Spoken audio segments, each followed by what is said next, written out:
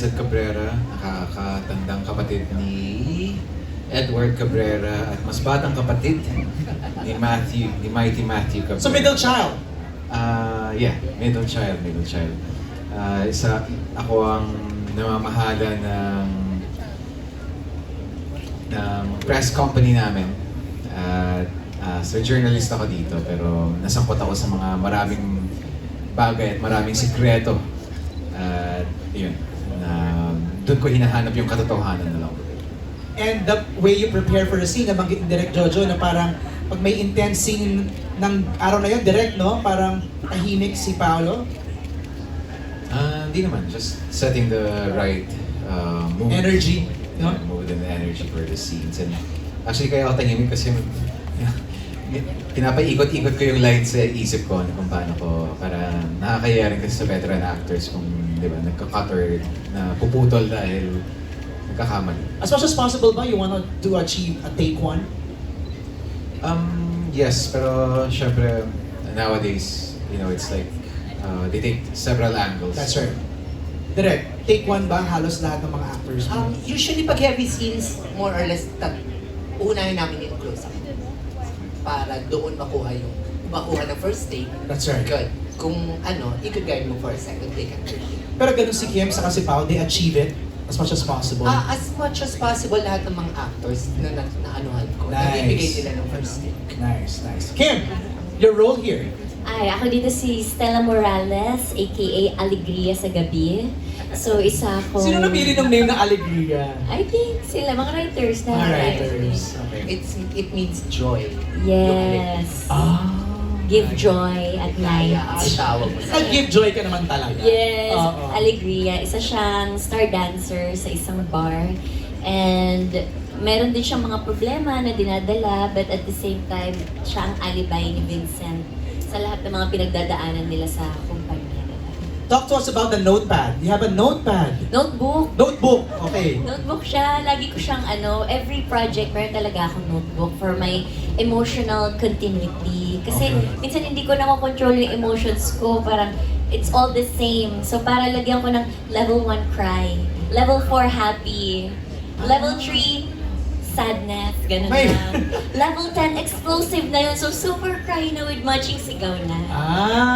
Nakita mo na yun, Pao? Yung notebook niya? Dahil lang.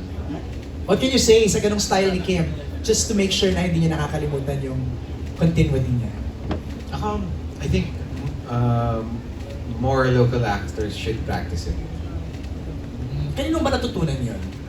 Wala, ako lang, sinusulat ko lang. Kasi nahiya na ako sa mga ka-eksena ko pag ulit-ulit. Right. So, ikaw as actor yourself, dapat alam mo din kung saan mo ibibigay yung dapat. Para hindi ka lang nakadepende sa director or sa ibang artista. Dapat aware ka rin sa sarili mong performance. Galing! Actually, siya at saka si Jody Santa Maria nakitaan ko ng Panagan. Talaga? Yes. And it's good, direct, from the director's point Pero of may view. guidance kasi. Oo. Pero minsan nagugulat ka ba na parang, ay, alam ni Kim yung ano? Kailangan mo talaga alam na alam mo yung script mo. Oo. Kung saan pupunta. Kasi baka, ayun na reaction mo parang feeling mo ikaw pa yung Tsaka mali. every question kasi sa mga actors parang magtatanong at tatanong sila. You should know by heart yung story. Alright.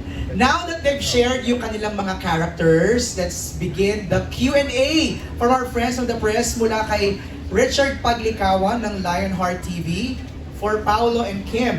If audiences think they already know the plot, how will the alibi in Free TV surprise them? And if you could give one warning to viewers before watching the alibi, what would it be? So let's begin with the first question. Paano ba masosurpresa ang audience dito sa Free TV version ng The Alibi? Para sa akin, may main plot talaga na sinusundan na more or less, may idea na yung mga nakanood nung Prime Cut. Pero dito, ang daming subplots na kapag pinanood nyo yung siguro Prime, parang kung question nyo, ano nangyari dito? Or ba't hindi nasagot? Or bakit na-skip? Or bakit hindi nabigyan ng importansya dito? Parang everything's fleshed out. It's juicier. And may mga bago na may mga iba kaming shoot dito na iba sa mga pinalabas. So siguro that's one thing that would make the audience excited. Kasi yung sa Prime, Direct, and Pau, it's too tight. Ilang episodes yon? That's 14 episodes in 7 weeks. So dito, mas medyo himay. Tama yung sabi ni Paolo, May subplots. konting hinga and explanation kung saan ang galing yung mga eksena.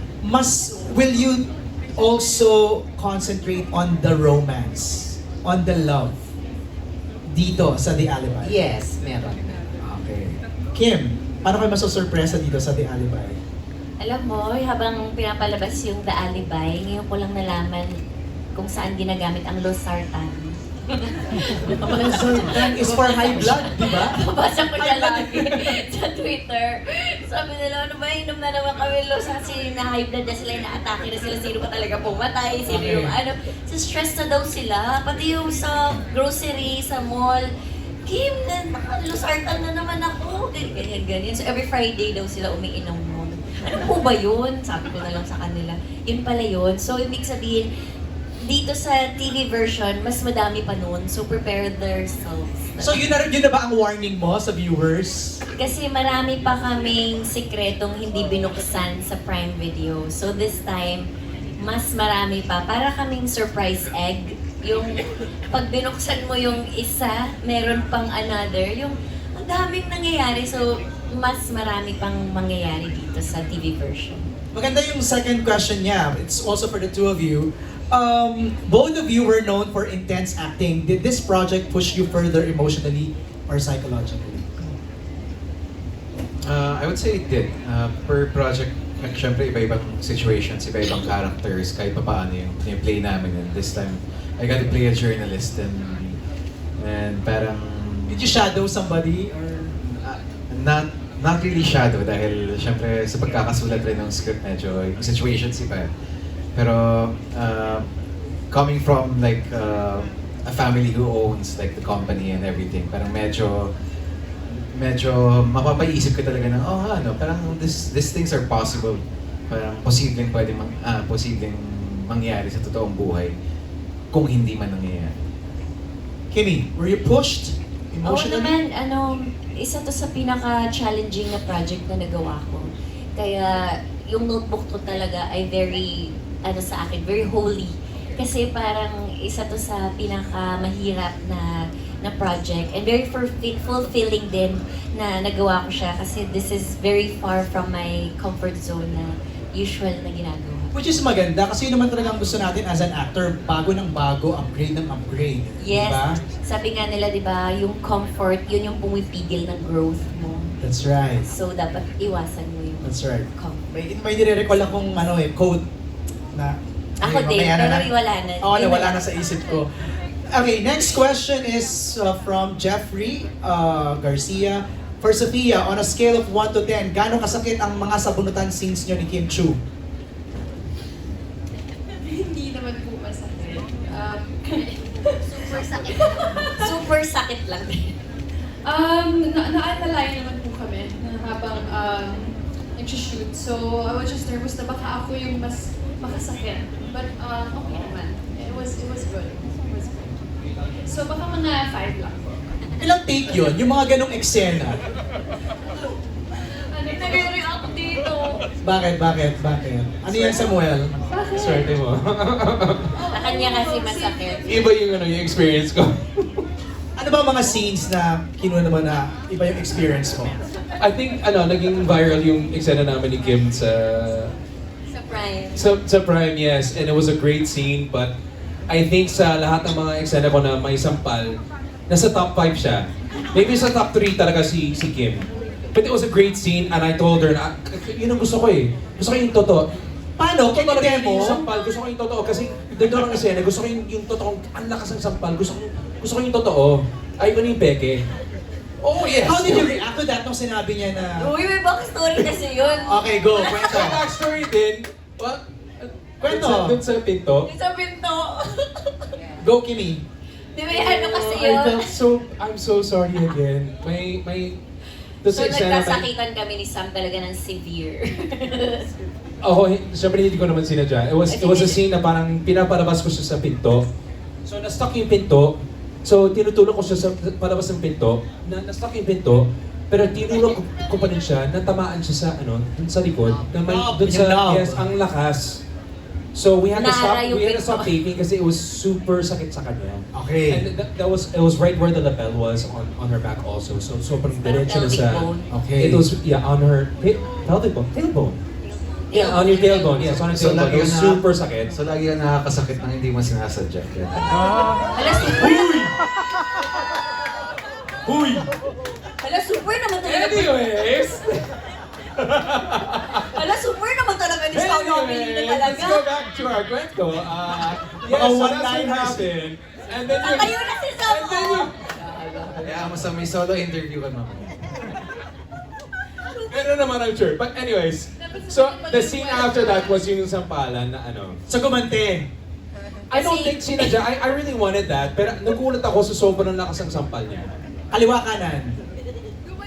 I think po, I don't know. Parehas may backstory Pero sa kasi sampal, malakas talaga eh. But it was a good scene. It came out nice. I was a bit surprised lang na ang lakas, nadadala sa eksena. That's how it's supposed to be. I want that. I Hindi ba like that. nabula, namaga? I don't. Baka Nabula. konti, yes. But I like that. Nadala din Yun ako. yung gusto ko eh.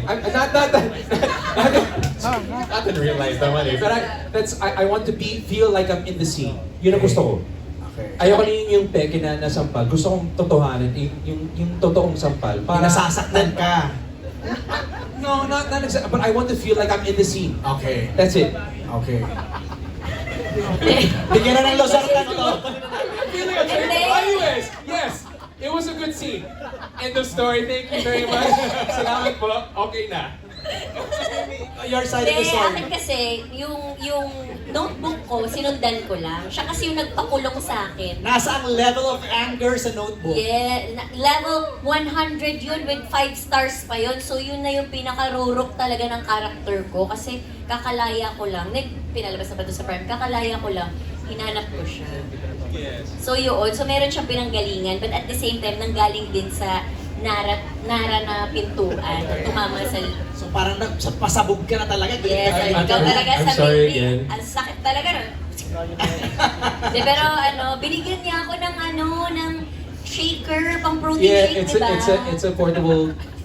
Para saan yun? Sorry, I Kim. felt so bad. sorry, I really Kim. felt really bad. I was like, I need to. Kailangan bumawi. Oo, I'm Ay, sorry. super nakonsensya Kim. talaga ako. Okay, okay. Dapat pala sa kanya yung question, Sophia, eh, no? Hindi dapat sa akin. Oo. Sino ba bang may ganong